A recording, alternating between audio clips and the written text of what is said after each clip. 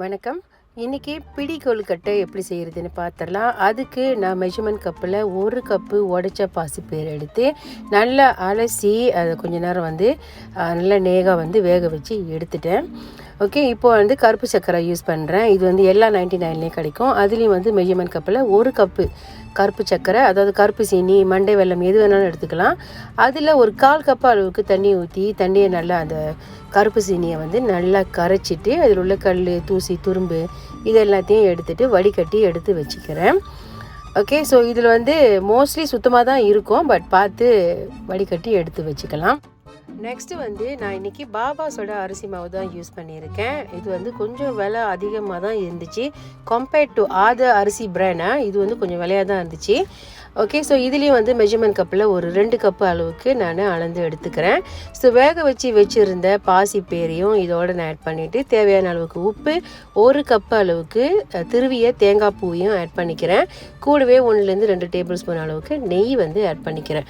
Okay, நெய் கொஞ்சம் பார்த்து ஆட் பண்ணிக்கோங்க. ஹை குவாலிட்டி நெய்யாக இருந்தால் ரொம்ப நல்லாயிருக்கும்.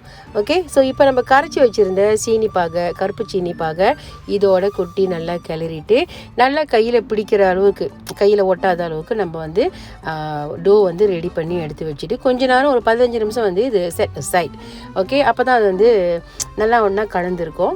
ஸோ இப்போ நான் எதில் ஸ்டீம் பண்ண போகிறனோ அந்த தட்டில் கொஞ்சமாக நெய்யை தடவிக்கிறேன். நெய், பட்டர், எண்ணெய் எது வேணாலும் தடவிக்கலாம். இப்போது கையில் நல்லா நெய்யை தடவிட்டு, ஏன்னா நம்ம அச்சு வைக்கிறனால பிடி கொழுக்கட்டையில் இந்த அச்சு நான் போன வருஷமே வாங்கியிருந்தது. கடையில் எனக்கு நான் ஏதோ ஒரு பொருள் வாங்க போக இது ஃப்ரீ கிஃப்டாக எனக்கு கொடுத்துருந்தாங்க. இது கொஞ்சம் அச்சு கொஞ்சம் பெருசு தான், பட் நம்ம எப்போவுமே நார்மலாக பிடி கொழுக்கட்டை கையில் தான் எடுப்போம். ஸோ கொஞ்சம் அழகாக இருக்கட்டுமே வீடியோ பர்பஸ்க்காகன்னு சொல்லிட்டு நான் இதில் செஞ்சுருக்கேன். இதில் வைக்கும்போது கொஞ்சம் நல்லா பெருசாக திக்காக தான் இருக்குது. அதனால் கூடுதலாக ஒரு 5 மினிட்ஸ், நார்மலி 10 நிமிஷம் நம்ம வேக வச்சு ஸ்டீம் பண்ணி எடுத்தோம்னா, இப்போது இதில் எக்ஸ்ட்ராவாக ஒரு 5 மினிட்ஸ் நம்ம ஸ்டீம் பண்ணி எடுக்கணும்.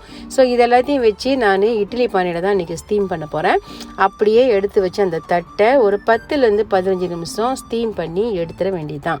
ஸோ இது ஒரு வகையான கொழுக்கட்டை. அடுத்து பார்த்தீங்கன்னா கையிலேயே பிடிச்சி வைக்கிறதுக்கு பேர் தான் பிடி கொழுக்கட்டை இல்லையா? ஸோ அதே மாதிரி இந்த மாதிரி கையில் நெய்யை தடவிக்கிட்டு நல்லா நம்ம கையில் உள்ள 4 விரல் அச்சு அந்த டோவில் படுற மாதிரி அமுத்தி வச்சு கணக்கான பதத்தில் எவ்வளோ பெருசுக்கு நம்ம அந்த பிடி கொழுக்கட்டை வேணுமோ அவ்வளோ பெருசுக்கு வச்சு அதே மாதிரி 10-15 நிமிஷம் ஸ்டீம் பண்ணி எடுத்துட்டா பிடி கொழுக்கட்டை ரெடி ஆயிரும். முடிஞ்ச அளவுக்கு ரொம்ப ஷார்ட்டாக ஸ்வீட்டாக இந்த வீடியோவை நான் முடிச்சிட்டேன். இந்த சேனலுக்கு இப்போ தான் நீங்கள் புதுசாக வந்திருந்தீங்கன்னா சப்ஸ்கிரைப் பண்ணி வச்சுக்கோங்க.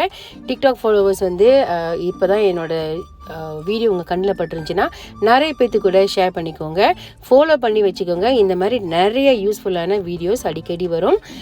நான் உங்களை அடுத்த வீடியோவில் சந்திக்கும் வரை டாடா, பாய் பாய்.